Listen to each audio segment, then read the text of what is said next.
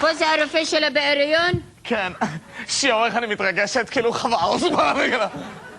זה הראשון שלך? כן. ושלך? ברוך השם, ה-23. ה-25. אני מקווה שזה הראשון והאחרון שלי, כי אם יהיה לי עוד ילד אחד כזה, חבל על הזמן. מרוב שהיה לי קשה, אני אקרא לילד שלי קושי. גם אני מקווה שזה האחרון שלי, למה עוד ילד אחד אני בצרות. נגמרו לי השמות מהתנ"ך. איך תקראי לי שלך? מוחמד. אבל אני באתי פה לרופא שהשתי לי אבנים בכליות שהילד יתרגל לסביבה. את רוצה שהוא יתרגל לסביבה? תקחי אותו לחירייה. איך אנחנו דואגים לילדים שלנו, אה? אנחנו מאוד דואגים להם שיהיו בריאים. כן, בתקופה האחרונה מאוד מסוכן. את מתכוונת בגלל האוזון? כן, בגלל האוזון. אין, חבל על הזמן. ילדים זה השקעה. איך אנחנו משקיעים בילדים שלנו?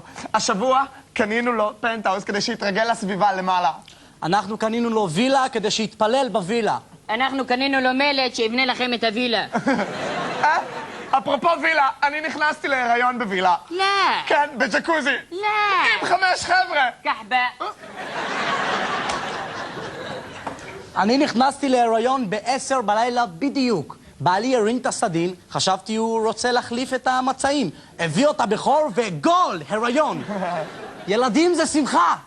אני ישבתי בצהריים, פתאום בעלי אמר לי פاطمة تعالي לחדר. עליתי לחדר, זרקתי למיטה وضربها ومكتلم سلوى ارفع ايوه ولا عليه السوسي مدقارين. בעלך מפנק אותך. בעלי מפרק אותי. גם אותי בעלי מפנק.